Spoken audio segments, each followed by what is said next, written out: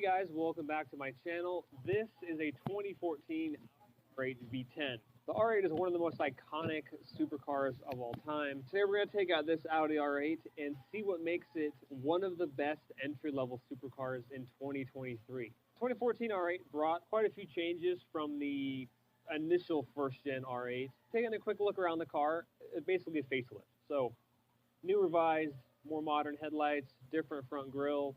Same kind of goes for the rear end as well, new taillights. But the biggest change is the dual clutch transmission. This one's finished in Daytona gray, which is probably the most common R8 color, but it has a matte clear bra over the top of it, which I think looks fantastic, makes it look much more aggressive. This one specifically has sort of, I mean, is this chrome? Would you call that chrome? It's got shiny wheels. Yep. Check. Gray brake calipers. This one is fitted with carbon ceramic brakes, quite a rare option for this generation. Of course, you have the iconic side blade, which in the newer R8s has been chopped in half, rather controversially. Proportions-wise, I think the R8 has always been a very nice-looking car. It's quite tiny. You really step back and take a look at it. It is quite a small car. We are in the manual shifting setting. Everything else is just normal default setting. So of course we are working with a 5.2 liter naturally aspirated V10 shared directly with the Lamborghini Gallardo, developing 525 horsepower, lovely noise.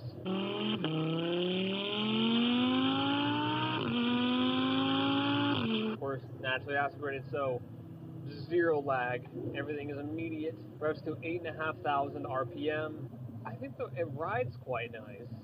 I wouldn't say it's, I mean, it's firm, but it's like forgiving. Put it into sport. The exclamation point at the end of it. Yes. Sport mode on, exclamation point. Sport engine on that. I mean, you can see and you can see the Aston Martin V12, but it seems like it's so compact in there and they've got so much plastic around it that you're not getting a real feel for the engine. However, the bonus to this one, after I do more of the little pieces here, the bonus to this one is the sound. The sound is awesome, yeah. So I'm gonna let people enjoy the sound while this is open. I want to get that one of the cameras out of the way so I can see that clearly.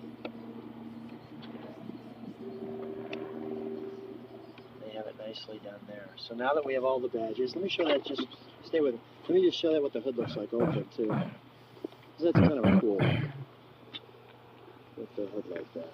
Okay, let's fire up, shall we?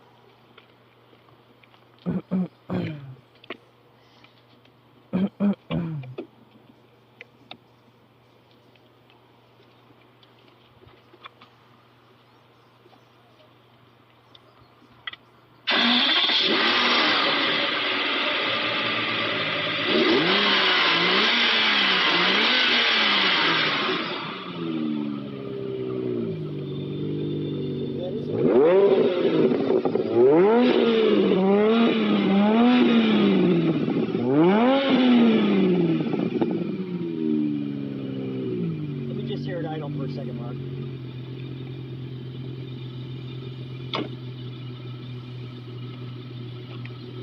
Oh yes, angry is the right word. Well, when you drive it, you really get that angry feel to it. Yeah, it's amazing. Is the right word. All right, let's shut this little beast down.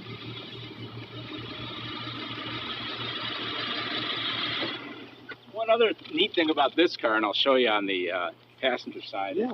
Every car that Aston Martin makes, they put a plate with the original purchaser's name on it. Yeah. But this car was actually, as it says on there, hand built for the Los Angeles Auto Show in 2002. So this was actually an auto show car.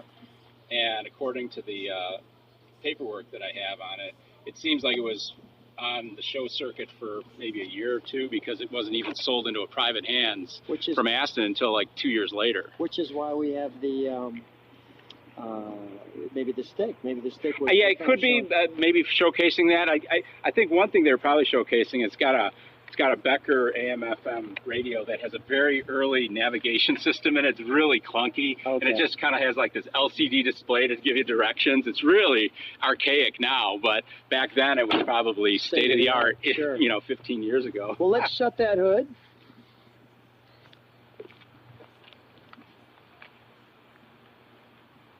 You've already told me, stand next to it one more time. You've already told, stand right next to it. Oh.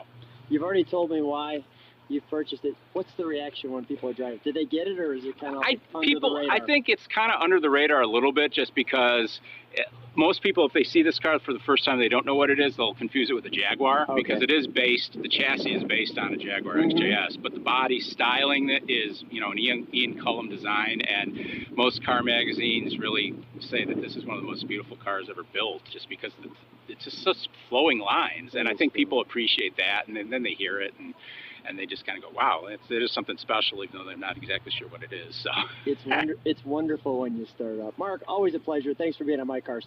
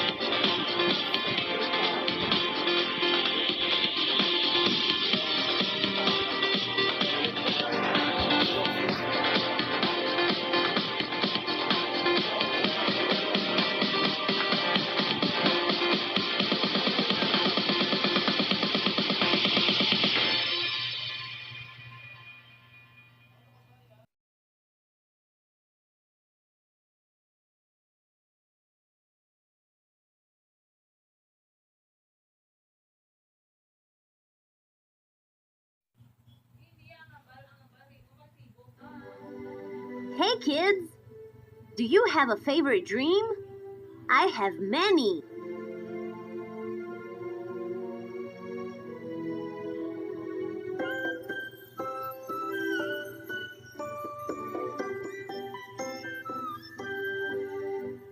Chocolate, vanilla, strawberry ice cream. These are my favorite dreams.